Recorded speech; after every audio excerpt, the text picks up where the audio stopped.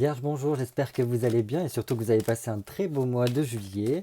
Aujourd'hui, j'ai le plaisir de vous retrouver pour qu'on fasse ensemble le tirage du mois d'août 2024. Alors pour tous les vierges, signes solaires, signes lunaires, ascendant vierge, pour le mois d'août 2024. Allez, on va faire tout de suite une petite coupe, histoire de prendre la température de votre mois d'août 2024.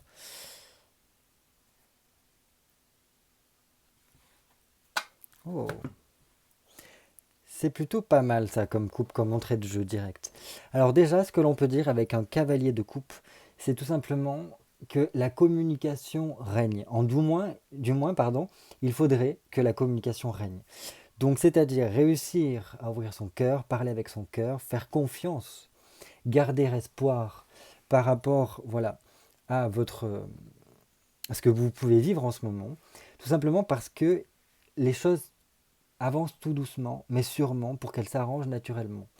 Et tout cela pourra se faire si la communication règne. C'est-à-dire qu'il faudra miser à fond là-dessus, au niveau relationnel, de réussir à mettre en exergue un petit peu tout ce qui est le dialogue, d'essayer de renouer peut-être contact, de pousser aux échanges en tout cas, parce que par la parole, il y a de grandes chances que vous puissiez en fait débloquer des situations. Voilà. Il se peut qu'aussi pour certains, il y ait certaines déclarations qui soient importantes pour vous pendant ce mois d'août. Voilà. Et donc là, nous avons la reine de denier, donc qui peut vous représenter si vous êtes une femme, ou du moins qui peut représenter quelqu'un qui est proche de vous. Dans tous les cas, ici, apparemment, cette déclaration se fait pour cette reine de denier, donc ça peut être vous. Ça peut être en lien par rapport à un projet qui vous tient à cœur et qui devrait se mettre en place par la suite. Donc ça, c'est plutôt très positif pour vous. Surtout que la reine de denier, elle nous indique une chose, c'est que la situation dans laquelle vous vous trouvez est amenée à s'améliorer, à être encore plus riche qu'elle ne l'est déjà. Donc riche au niveau social, ça c'est sûr. Donc voilà, il se peut que le mois d'août, vous puissiez rencontrer du monde, voir des amis, passer du temps avec les gens que vous aimez. Ça c'est super. Surtout que si vous avez une femme proche de vous, c'est une femme avec laquelle vous pouvez faire confiance. Et donc là, vous pouvez vraiment lui confier tout un tas de secrets que vous avez. Parce que voilà, c'est une personne sur laquelle vous pouvez compter. Et il se peut que par rapport à des échanges que vous avez avec elle, ben, ça puisse voilà, vous aider à avoir une certaine aide par rapport à votre situation. On continue. Ok. Ok, donc oui, la communication est très importante, surtout s'il y a un certain stress qui s'est installé, peut-être des complications ou des tensions en tout cas qui peuvent vous ronger, vous affaiblir. Voilà. Parce que il serait dommage de continuer à subir les événements, parce que, bah oui, c'est vrai qu'il y a certaines situations sur lesquelles on n'a pas le contrôle, mais par le biais de la communication, on peut arriver à atténuer les choses, ou du moins à venir voilà, sortir peut-être certaines angoisses ou de certains non-dits voilà, qui pourraient vous limiter, en tout cas dans votre évolution. Là, moi, ce que ça me dit surtout, c'est que si vous êtes confronté, si ce n'est pas le cas, bah, tant mieux, mais si vous êtes confronté à des situations qui sont bloquantes, ou du moins que votre évolution semble limitée, alors il y aura différentes choses à mettre en place. D'une part, il sera nécessaire d'agir et de faire en sorte d'utiliser de nouvelles choses, d'oser la nouveauté en tout cas, d'oser le changement pour pouvoir progresser, et notamment par le biais de la communication, parce que la communication pourra beaucoup vous aider. Parce que même si dans un premier temps on n'a pas l'impression que ça permet d'aider, surtout si c'est au niveau professionnel, la communication va petit à petit porter ses fruits. C'est pas quelque chose qui va, comme une baguette magique, gommer ce qui se passe. Bien au contraire. Là, c'est quelque chose qui se met en place doucement et qu'en fait vous permet d'installer une nouvelle atmosphère autour de vous, qui est beaucoup plus tournée vers le cœur, vers des choses qui vous plaisent. Voilà, de parler de certaines peut-être passions ou du moins certaines choses qui vous tiennent à cœur en tout cas. Et ensuite, nous avons ce 5 de coupe qui annonce dans tous les cas un changement. Donc, qu'importe votre situation, si voilà, vous avez un certain stress, euh, comment dire, votre mental qui carbure énormément, qu'il y a peut-être certains conflits, des angoisses, bref, toutes ces choses-là qui peuvent vous ronger, qui peuvent vous limiter. Soyez tranquille, là ce 5 de coupe vient nous apporter des changements qui sont très positifs. Alors certes, il y aura des choix à faire, il se peut que l'on soit amené à devoir réfléchir seul, parce que là, ça implique votre avenir à vous, et pas forcément l'avenir de tout un chacun. Donc là, c'est, en gros, je me reconnecte avec moi-même, je me retourne avec moi pour avoir une conversation avec moi-même, histoire de pouvoir prendre les meilleures décisions qui soient.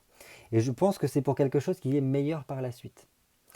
Il se peut que ce soit en lien avec faire le deuil d'une situation, faire le deuil d'une histoire, de quelque chose qui s'est passé, pour pouvoir en fait, si vous voulez, euh, voilà, terminer cela, euh, arriver à tourner un petit peu la page, à accepter du moins, à transcender cette chose-là qui peut vous bloquer, pour ensuite repartir de plus belle, avec un peu plus d'optimisme, et, euh, et voilà. On continue. Oui, voilà. Et vous voyez pourquoi c'est très important d'arriver en fait à avoir ce petit recueillement à l'intérieur de soi, parce que ça permet en fait à la suite de trouver son Graal. C'est pas rien. Le Graal, c'est une quête sans fin dans la mythologie arthurienne. Et là, bon, symboliquement, vous le trouvez vous. Bref, donc là, ce qui est bien, c'est que voilà, cette période d'anxiété qu'il peut y avoir, elle n'est que passagère. On le voit ici parce que le 7 d'épée vient nous montrer qu'il y a des décisions, comme je vous ai dit tout à l'heure, qui sont prises. Même s'il peut y avoir des sacrifices ou quoi, c'est un mal pour un bien parce que ça vous permet d'avoir une réalisation ou du moins une amélioration qui se crée par la suite. Et ça, en fait, ça apporte du progrès, du mouvement, de la croissance dans votre cheminement. Donc c'est super. Et en plus de cela, un 7 d'épée nous permet de prendre de nouvelles responsabilités. C'est comme si, en fait, ça vous permettait d'accéder à l'étape suivante. Au niveau surtout mental, ça se passe ici. Et en plus de cela, donc couplé avec l'as de coupe, qu'est-ce que je peux vous dire? C'est plus d'indépendance, plus d'autonomie. On est beaucoup mieux avec soi-même, mieux avec son corps aussi, avec son corps émotionnel, ses émotions. On est beaucoup plus euh, voilà, aligné en tout cas avec soi-même. Et on a envie là du coup de renouer avec la joie, de renouer avec le bonheur et de partager des moments privilégiés avec les gens que l'on aime. Et donc là, ça peut nous parler du fait de se retrouver plus dans un cadre familial, dans un cadre privé avec nos amis. Voilà, pour en fait un petit peu célébrer un bonheur affectif d'une certaine façon.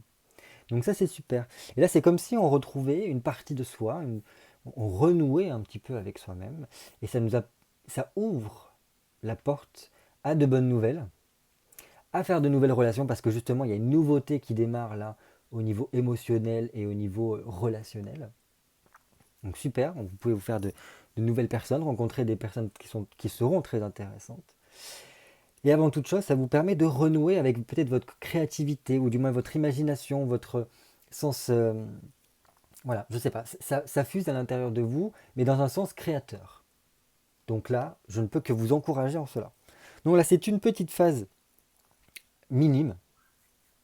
Voilà, peut-être certaines angoisses qui peuvent traîner depuis quelque temps, voilà, que vous gardez au plus profond de vous.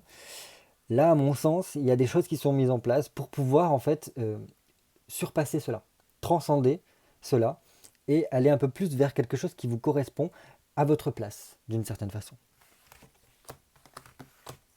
Allez, j'ai besoin de 7 cartes pour nos amis vierges, signe solaire, signe lunaire et ascendant vierge. Allez, pour le mois d'août 2024. 2, 3, 5, 6 et 7. Voilà. Allez. Donc on commence tout de suite par votre mois. Déjà on l'a vu un petit peu, j'ai pas fait exprès. Hop. Qu'est-ce que j'ai fait? 2, 4, 6. Ah ben j'en ai pris 8. Bon bah écoutez, vous avez un conseil et une carte supplémentaire. C'était pas voulu, mais c'est pas grave. Allez, on commence tout de suite par votre mois en général. Donc on a cette tasse d'épée. Donc là, c'est vraiment top de l'avoir ici parce que ça montre qu'il y a une meilleure clarté au niveau de votre esprit. Dans tous les cas, il y a des décisions qui sont prises pour vous.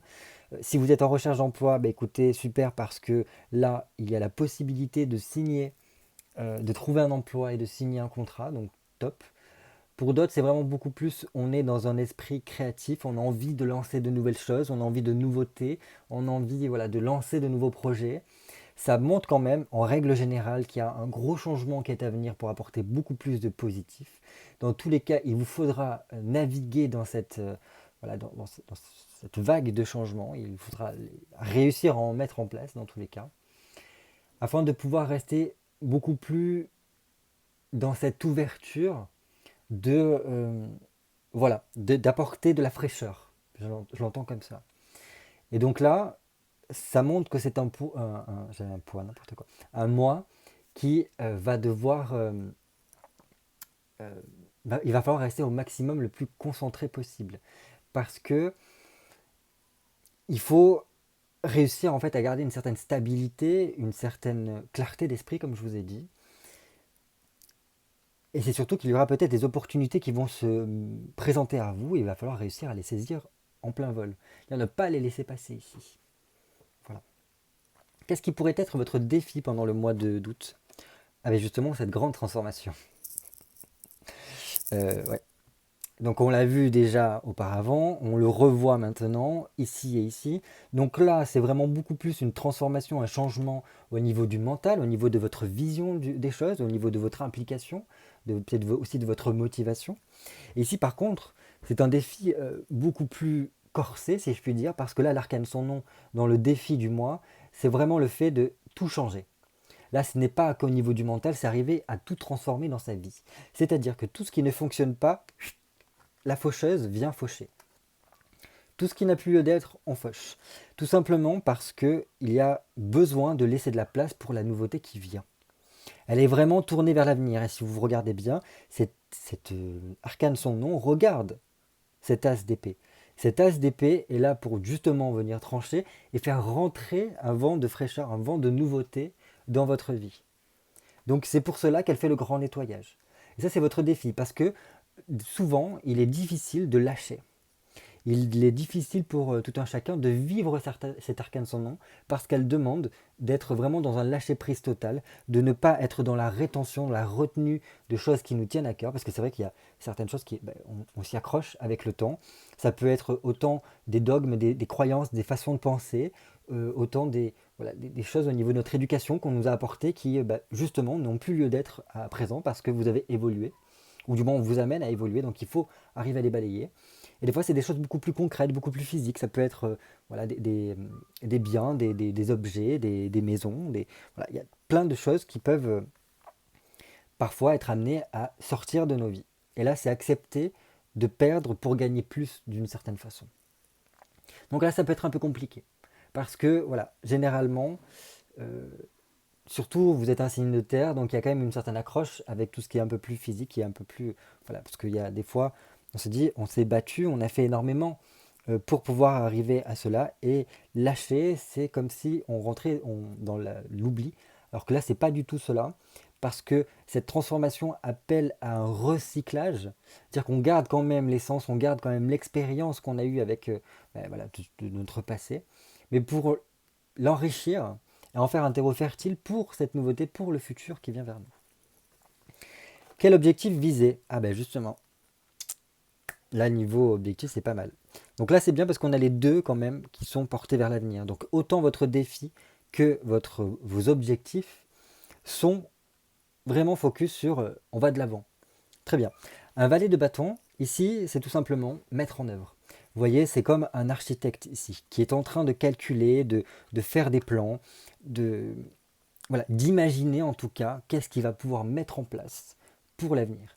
Et donc là, ce qui est bien avec le valet de bâton, c'est que c'est quelqu'un qui est très débrouillard, qui est capable aussi de se dire, eh ben, je vais cheminer pour trouver les réponses, pour trouver en fait les solutions à mes futurs plans, à ce que j'aimerais pouvoir mettre en place. Bon, on est toujours quand même dans une thématique de changement, parce que pour moi, le valet de bâton, il a quand même un besoin d'un changement qui est intérieur. Et là, c'est comme s'il fallait que de vous, il y ait quelque chose qui change pour qu'après ça puisse resplendir et se répercuter un petit peu sur votre vie. Donc voilà, et généralement, il y a plein de... Voilà, au niveau de la spiritualité et tout ça, ce qu'on vient souvent nous dire, c'est qu'il faut d'abord effectuer des changements, un travail sur soi, pour qu'après ça puisse se refléter sur notre vie au quotidien. Donc là, c'est un petit peu ça. Donc ça peut passer d'abord dans un premier temps par un travail sur soi, sur le développement personnel, sur la spiritualité, enfin, qu'importe. Là, c'est vraiment en fonction de ce qui vous plaira, de ce qui vous passionnera, de ce qui vous appellera avec le cœur en tout cas.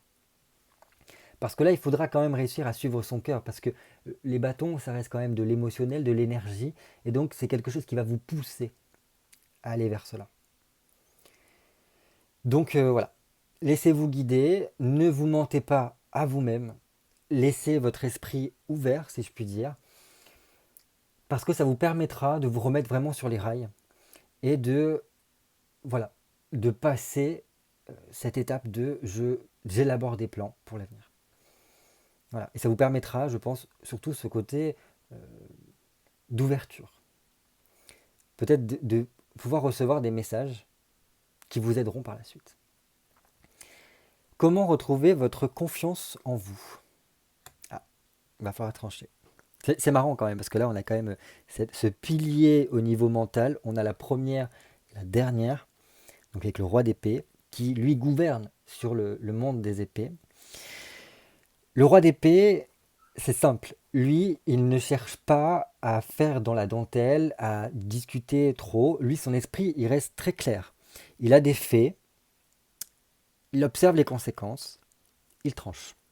C'est un petit peu le juge impartial qui vient en fait tout simplement donner son verdict. Il apporte vraiment une clarté. C'est pas, il n'y a pas d'arrangement là. C'est tout simplement, voilà, il y a des faits qui sont factuels et je réponds par rapport à cela. Donc là, ça vous demandera quand même d'être énormément dans cette clarté d'esprit. Restez dans votre moi en général. Votre moi en général, c'est la clarté d'esprit, comme on l'a vu. Et donc ça, il va falloir réussir à le préserver et le ramener dans le physique. C'est-à-dire arriver à le mettre dans son quotidien. Alors, voilà. Donc c'est très bien parce que ça nous permettra, je pense, de prendre les bonnes décisions, de pouvoir acter certaines choses et une fois que c'est acté, les lancer. Et là, on sera beaucoup plus dans une phase de réalisation. Voilà, de retrouver un certain équilibre et d'aller jusqu'à l'aboutissement et l'accessibilité, l'accession en tout cas à vos objectifs fixés. Donc très bien. Pour retrouver votre confiance en vous, je pense qu'il faut être dans cette énergie-là.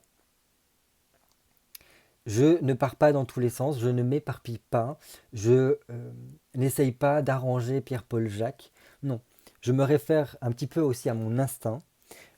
J'observe énormément parce que vous avez en plus une certaine faculté à l'analyse et à l'observation. Donc utilisez ces atouts que vous avez. Et une fois que votre analyse est faite, généralement la conclusion elle arrive facilement avec vous. Donc fiez-vous à ça. Je pense qu'il faut rester un petit peu aligné ici par rapport à ce que toutes les connaissances, les compétences en tout cas que vous avez dans l'observation de votre environnement et dans l'analyse en tout cas que vous pouvez en faire. Voilà. Donc là, il n'y a pas le côté émotionnel qui rentre en jeu.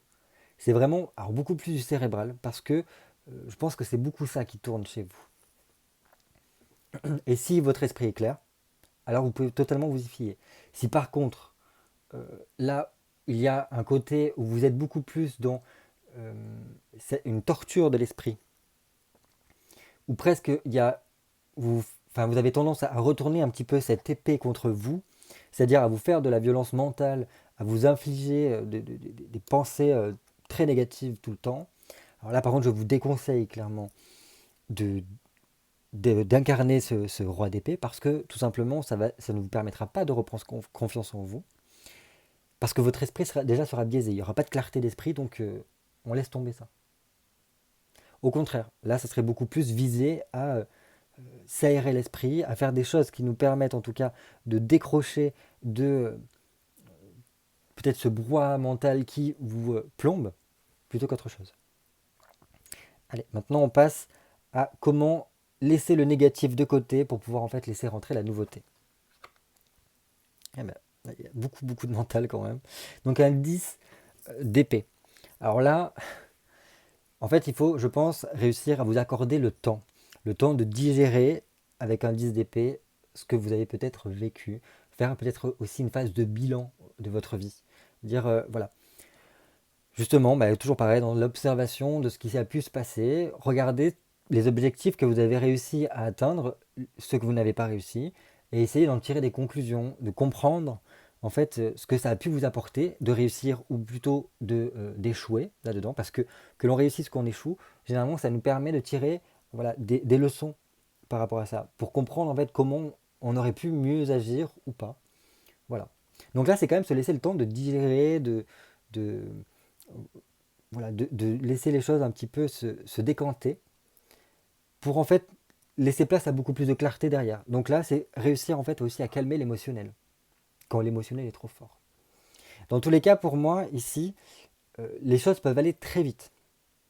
Si on est bien aligné, les choses vont assez rapidement ici. Et ça nous permet d'être beaucoup mieux dans sa peau, de retrouver un meilleur épanouissement par la suite. Parce que justement, on aura pris le temps aussi de guérir ses plaies, guérir ses blessures.